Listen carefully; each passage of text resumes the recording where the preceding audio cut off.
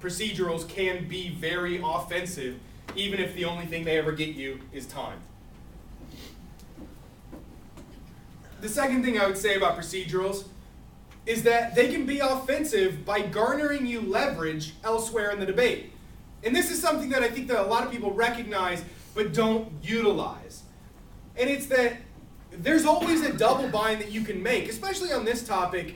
If there's some definition of constructive engagement that you're arguing they have to be, that's probably going to give you leverage on a link argument on a disad or on some perm argument on a counterplan when they stand up and say, I am that constructive engagement and an I me. Well, thanks, because now you have to link. Or thanks, because now that means that the disad links to the perm, where it doesn't link to the counterplane, right? So and if you're not cognizant of that before the round, you're probably not going to catch it in the round, right? Like if you're not waiting for them, if you're not baiting them with the procedural into those types of arguments, you might catch it before the 1NR, but I doubt it. Like I think that the 1NC strategy has to be consciously designed to manipulate the 1AR into baiting and into making them do what you want them to do and creating those double binds. Air quotes, because I think that's a weird way of saying it. Topicality. Always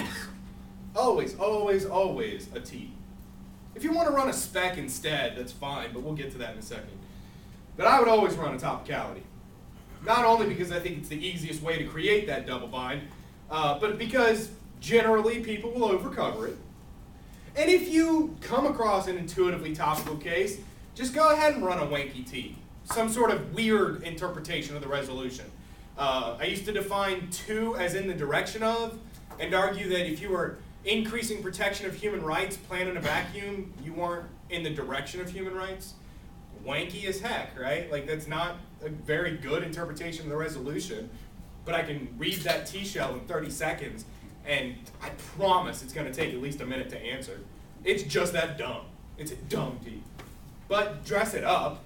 Like you don't ever want to like run a wanky T and recognize that it's a wanky T. No, this is obviously what we mean by the resolution, right? Like this is it right here.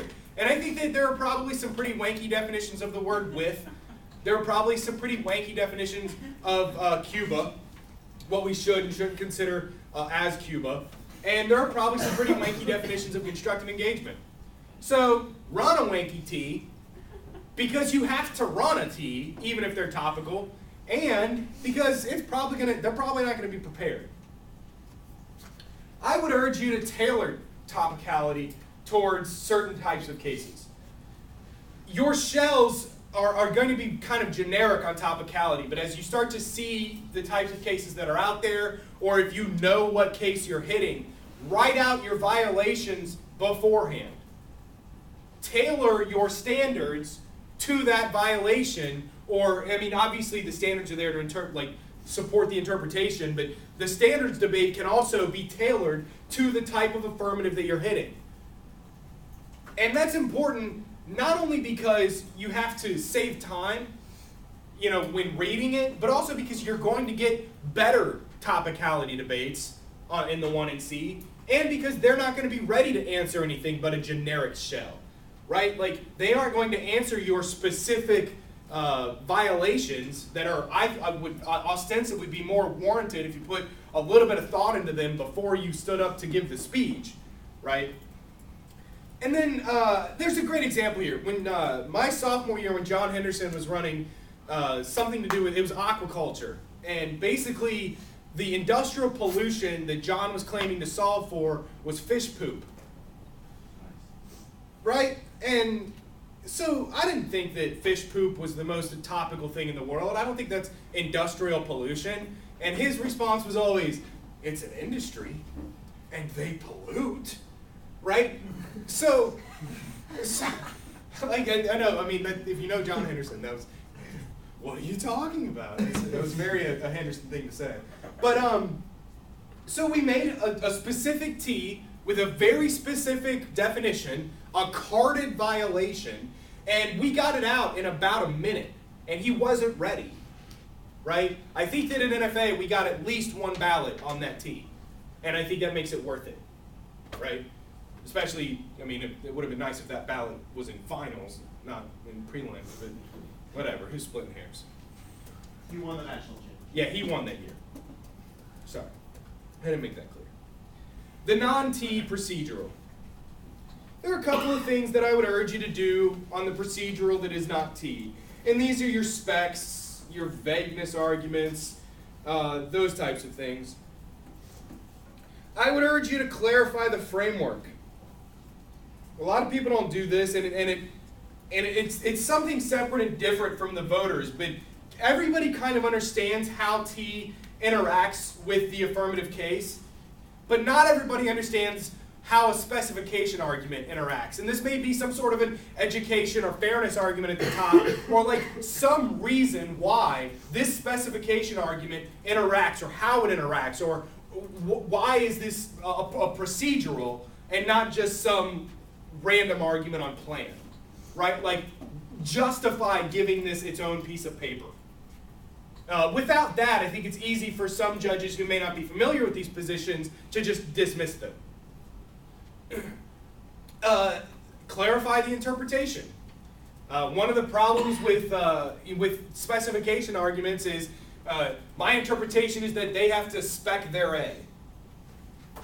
Okay, I don't get it. Like, there has to be some interpretation to your procedural that we can adjudicate whether or not the affirmative has met, right? And this is also important on like enforcement specification.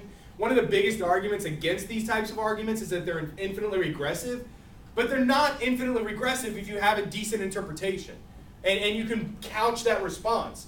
Like, no, this position isn't subject to infinite regress. Look how baller my interpretation is, right? I'm arguing that they have to provide an enforcement mechanism sufficient to prove solvency, right? That's not infinitely regressive. They just have to prove that their enforcement is enough, or that they have an enforcement mechanism that is enough, and etc. Like, without some sort of clear interpretation, I don't think that the non-T procedural carries enough weight. It's not as offensive, if you see what I'm saying. Like, we just need to elevate these procedurals to the same level as topicality, or otherwise, why run them instead of T?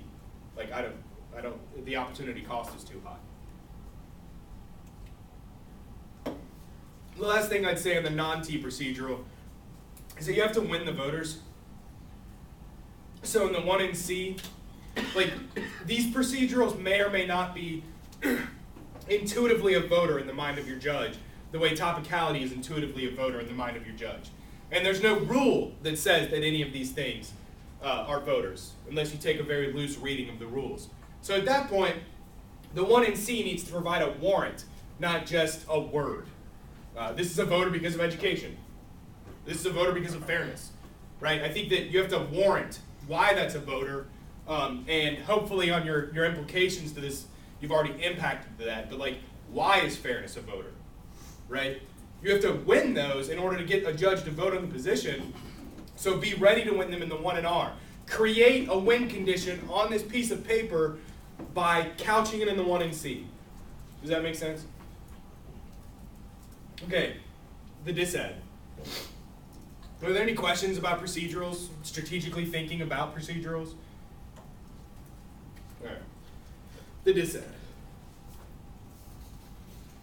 I think that the most neglected part of the disad are the links. I think that people just stand up and read the link evidence out of their shell without really thinking about how that link evidence interacts with the case. So create a win condition on your disad, right? Let's put a win condition on that piece of paper with case-specific links. Before the